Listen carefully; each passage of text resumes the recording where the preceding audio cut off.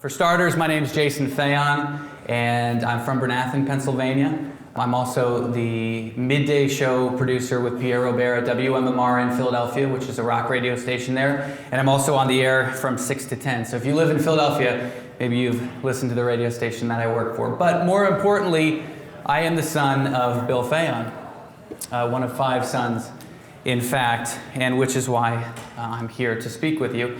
You may know my dad, maybe you've heard his name before in connection to the UBP, and maybe you've never heard of him before and you're asking, who is Bill Fehon? Well, that's why I'm here to talk about him. For starters, he was incredibly passionate about hunting and incredibly passionate about the UBP. He helped to found the UBP in 1985, and then later the convention, which is now the banquet tonight.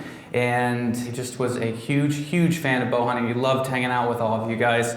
He was the president for a number of years. He was the secretary as well. Unfortunately, he has an illness that he can no longer bow hunt, so I'm also here to tell you about that. But before I get into his illness, I kind of want to just tell you about the type of person that Bill Fehon was, the type of man he was, the type of father he was, the type of bow hunter he was, and what we're doing, my family is doing, to honor him. And like I said, he loved bow hunting. He was incredibly passionate about bow hunting. It was his life's calling. I'm sure of it. That's why he was put on this earth, was to be a bow hunter. He would talk about it all the time. He still talks about it all of the time. He was a true outdoorsman. And you know that hypothetical question, if you were stranded on a desert island, who would you take with you? He was the guy you would take because he could hunt, he could fish, he could grow vegetables, he could build things, he could fix things. He was incredibly talented, incredibly capable. And for me and my brothers, he was the head of the household. He was that strict father figure, and he could be pretty strict. But he instilled important values on us that I still lean on today. And a lot of those he taught through bow hunting. Now, I was 13 when I first shot a deer with the bow. And as you all know from being bow hunters, it's not an easy thing to do. I mean, you really have to have stealth. You have to be quiet. You have to be still. You can't move. And most importantly, you have to have patience, which when I was 13 and shot my first deer, a 13-year-old, patience is not something that necessarily comes easily. So I don't think I was very convinced that I would shoot a deer with a bow that year, but my dad was. And instead of hunting himself, there's a picture of me. That's the deer. That's a quality bow right there, the Golden Eagle, I think, which was just enough poundage to kill about the smallest deer out in the woods. But my dad was so passionate about bow hunting, but instead of hunting in a tree stand near where I was, he would set up 2 tree stands in the same tree, and he would, when he wouldn't have a bow, he would sit there without a bow with me, and he taught me about bow hunting right on the spot. And it took a while for that to happen, but it did. And I don't think at the moment I really realized how important that was, but I look back on it and I think fondly of it, and the times that I spent bow hunting with my dad are very, very important to me, and that was probably one of the biggest days of that. And he wasn't necessarily an emotional guy. He wasn't the best at talking about things, but he definitely showed by example.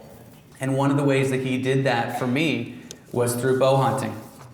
Now, the greatest story that I'll tell you is why I have these props here, and a lot of you know it because you were at the convention in '95 when there was a bit of a gag played on my dad. He shot this deer.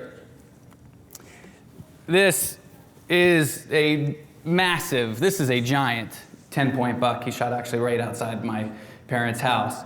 And the story goes, it was 1995, I was 15, I was in high school, I was playing football for my high school. So we bow hunted together a lot, and so he waited when he shot this. He waited for me to come home from school. And it was after daylight saving, so it was getting dark early. And the fields out by my parents' house, there are a bunch of plots of trees, but a bunch of fields. And so the deer died out in the fields, and he went back to my parents' house, and he waited for me, and it took me longer than he thought it would. So he got a little impatient, and he decided, okay, I can't wait any longer, it's getting dark, I'm gonna go get this deer. But it was in tall grass. He forgot exactly where it was, and he ran it over. So you may not see it, but right here on the left hind, they had to reattach it. And from what he told me, and I may be wrong, but he told me that this, according to Pope and Young, would have been the third largest buckshot with a bow in Pennsylvania. But of course, it lost a lot of points from Pope and Young because he ran it over, unfortunately. But it became a great joke amongst the UBP and the members, which you all have great sense of humor. So at the convention that year, they presented him with the Poop and Hope Award, showing the Ford Explorer on top of the deer. And as you can see at the bottom, it's got the one side of the rack is broken off and taped to it. So there's the picture of it over there. And he was so proud, regardless of running it over, he was so proud. I've never seen him happier than that day that he shot this deer. It's just an amazing deer, and it's a great sort of item that shows how good a bow hunter he was and how much passion he had for it. And I guess the other day that he was that excited would probably have been the day that I shot my first deer when I was 13. He was so proud of me that day. But Bill Fehon was also a spiritual hunter.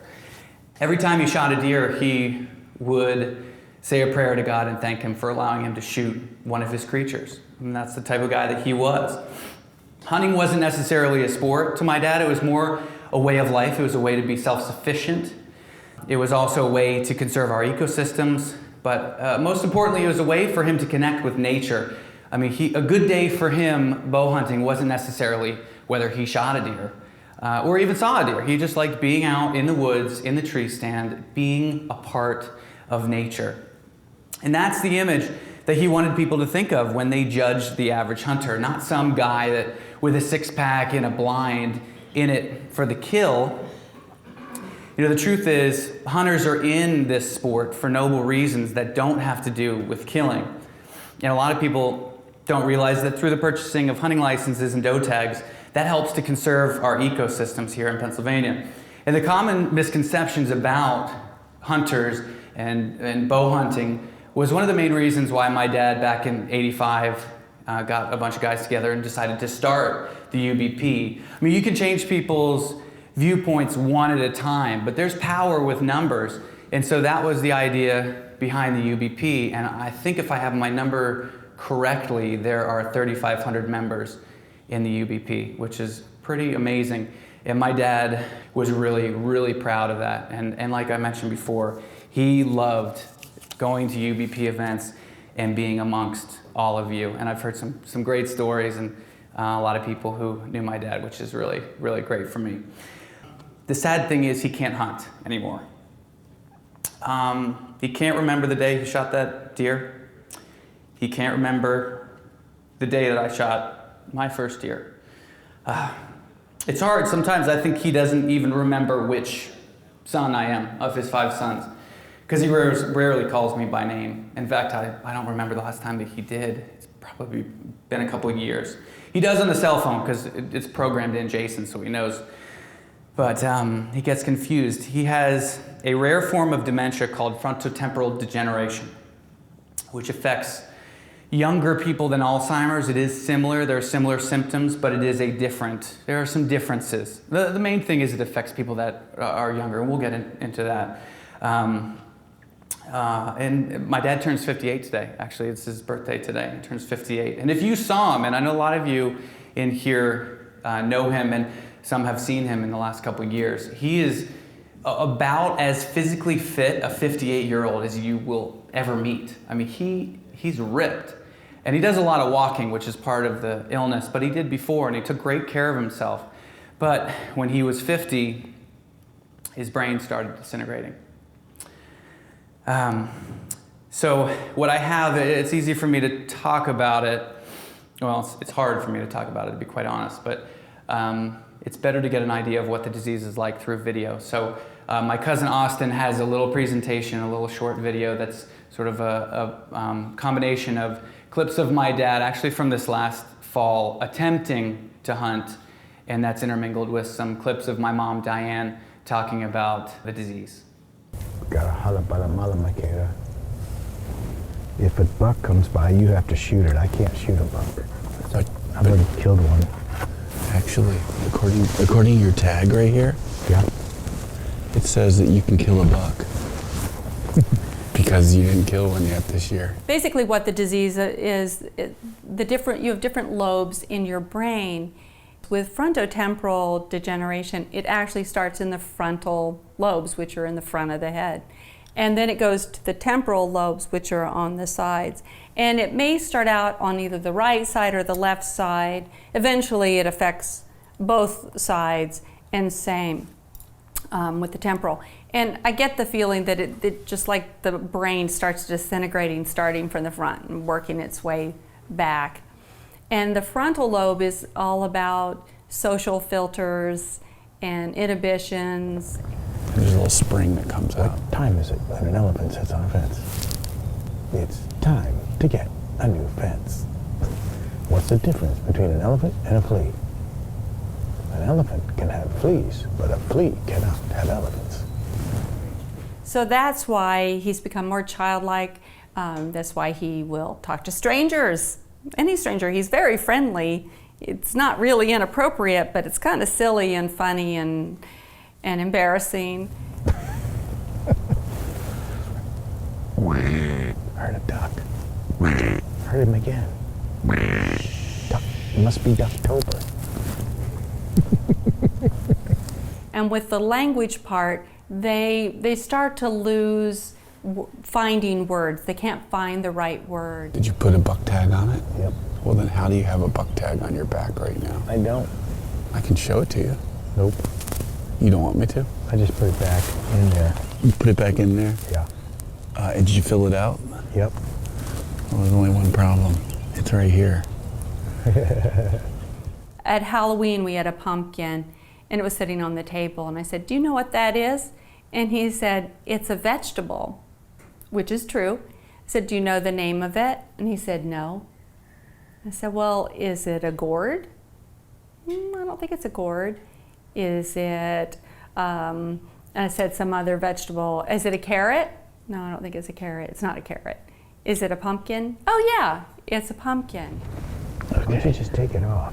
No, it's too hard. You have it layered down there now. Here we go. Ready? Okay. He's in the mild stage, so 3 stages: mild, moderate, and severe. Look. See that? Whoops. Yeah. You haven't filled it out yet. That's the back tag. Yeah. All right? So you can kill a buck.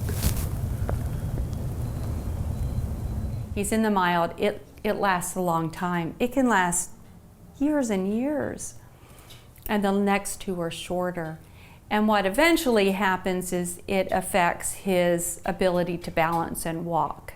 And then they become wheelchair bound, and eventually they're in bed all the time. And then they're immobile.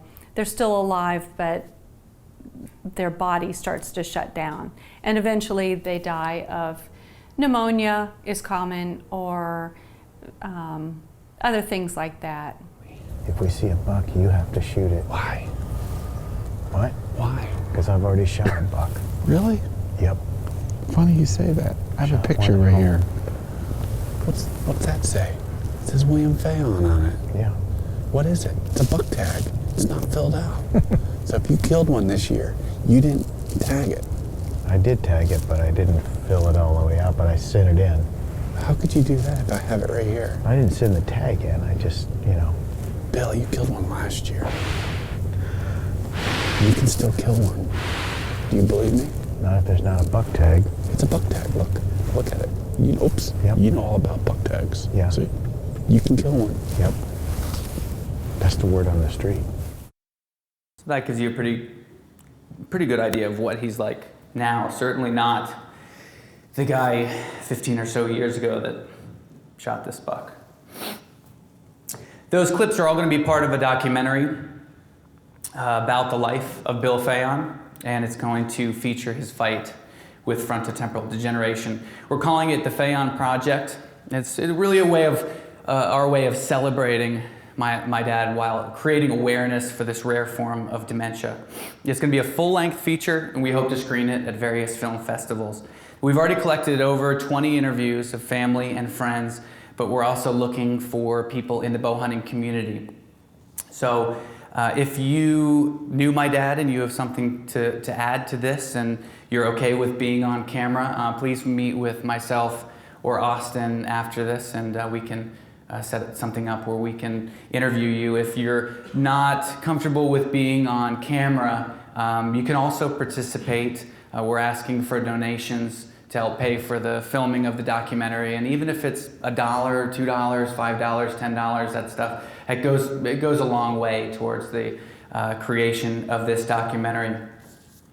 Like I said, my dad was so passionate about bow hunting, and again, he loved the UBP, and he loved spending time with all of you, and it really has been great being here tonight. I went to a couple of the first conventions, and I just had a blast, and so it's been nice to see some familiar faces here and chat with some people I've never met before, but people that knew my dad and have told some stories. So I really appreciate that, and he just was so proud of the UBP and what it became. And organizing people to be in the UBP and to spread the word about hunting, get younger people involved, and to change the misconceptions about bow hunters was really what he wanted to do, and I think he did a pretty good job of doing that. But now we need your help. We need to organize people to spread the word of Bill Fehon and spread the word of frontotemporal degeneration and educate people about this disease. So thank you so much for letting me speak with you.